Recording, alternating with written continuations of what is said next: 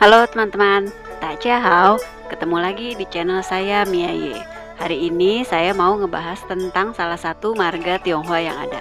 Yuk ikuti terus ya. Sekarang saya mau tulis satu karakter Hanzi. Coba kira-kira teman-teman bisa baca nggak ya apa yang saya tulis ini? 1, 2, 3, 4, 5. Ada 5 goretan ini. Nah, kira-kira ini bacanya apa teman-teman? Kita tulis pinyin-nya ya, jadi buat yang nggak ngerti semua bisa baca. Ini adalah Y.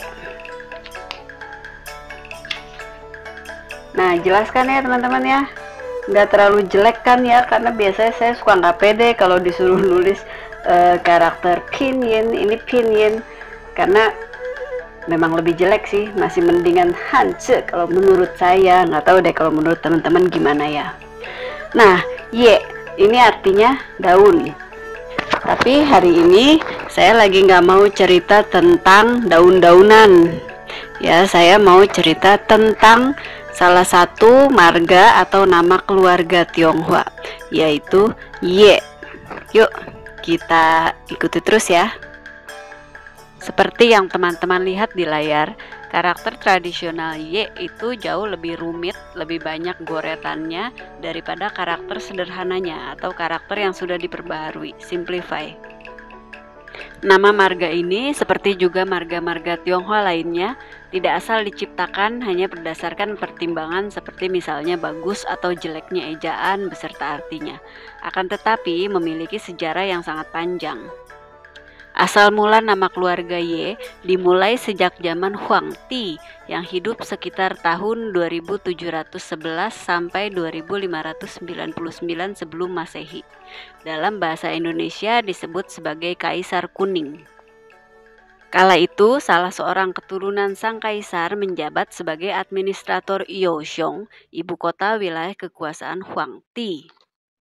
Namanya disebut Kun.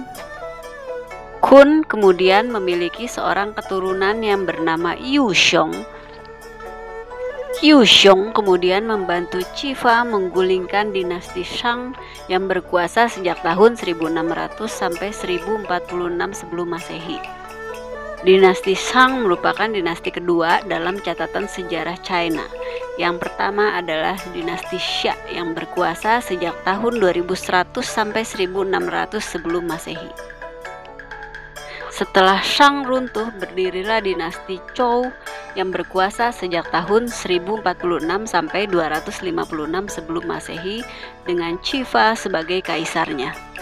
Sebagai kaisar, Cifa memiliki gelar sebagai Zhou Wu Wang, artinya Raja Wu dari Zhou.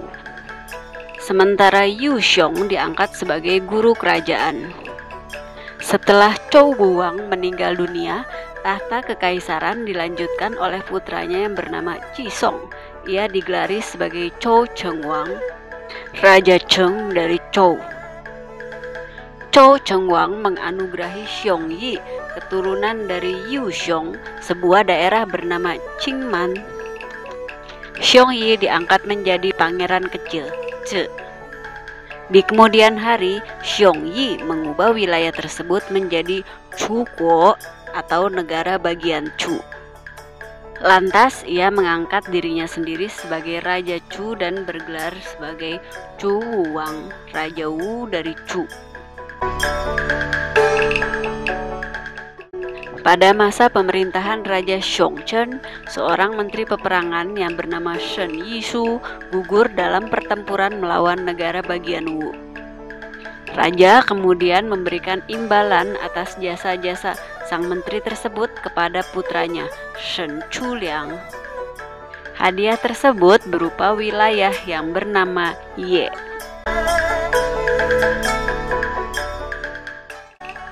Shen kemudian mengubah wilayah tersebut menjadi Yekuo, negara Y. Dirinya sendiri kemudian bergelar sebagai Yekong. Setelah Xiongchen meninggal dunia, Xiongchang putranya naik tahta. Ia bergelar sebagai Zhou Huiwang. Raja Hui dari Chu. Nah, di masa pemerintahan inilah seorang adipati bernama Pai melakukan pemberontakan. Ia menyandra Chu Huiwang dan membunuh 2 orang pejabat serta sepupunya sendiri yang bernama Xiongqi karena menolak untuk dijadikan sebagai raja pengganti. Melihat pemberontakan tersebut, Ye Kung tentu saja tidak bisa tinggal diam. Dia langsung mengumpulkan para prajurit dan bertempur melawan para pemberontak. Pai akhirnya berhasil dikalahkan oleh Ye Kung. Ia kemudian melarikan diri ke atas bukit dan bunuh diri.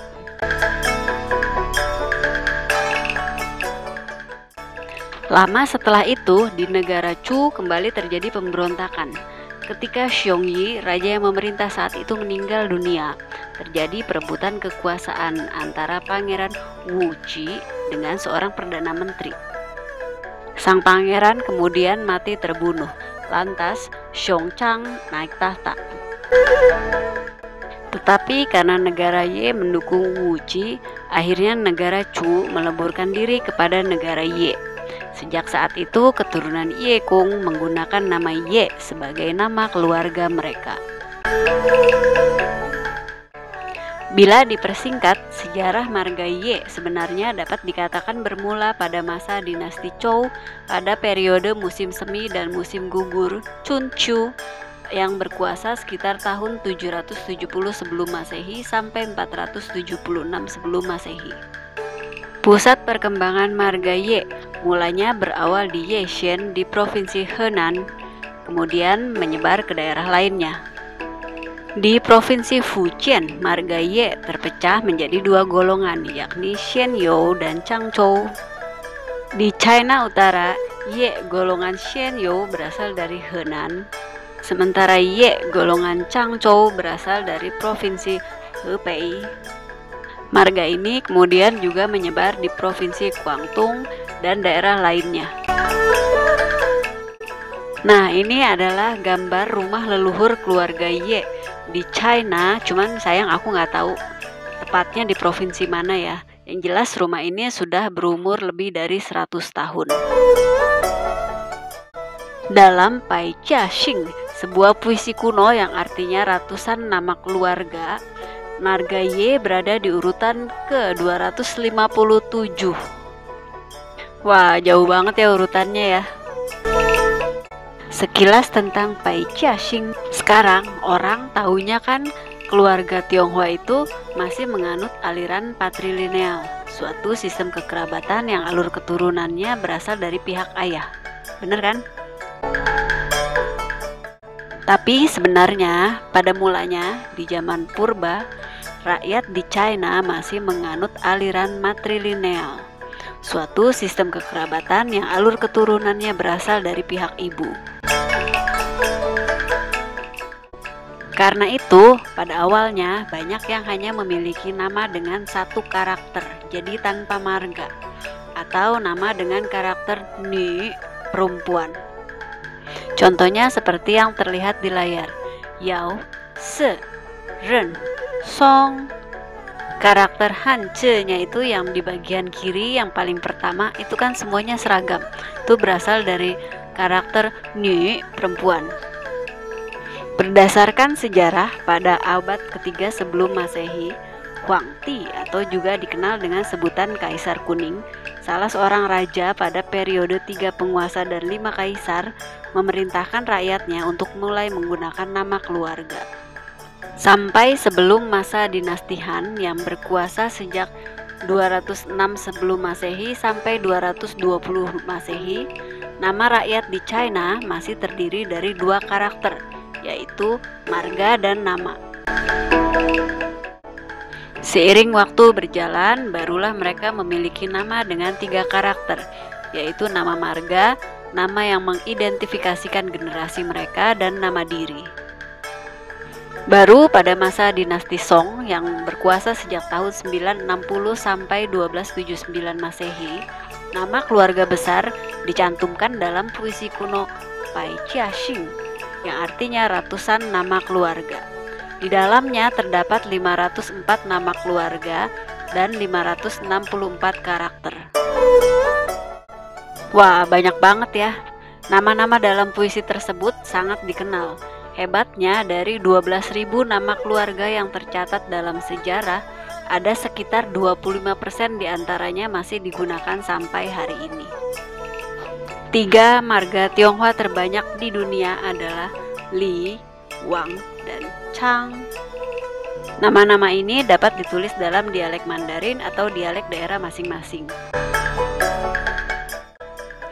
Nah, marga Y dalam dialek Hokkien biasa disebut Yap, Yip, Yap, ya tergantung tulisannya, Kanton, Ip, atau Yip.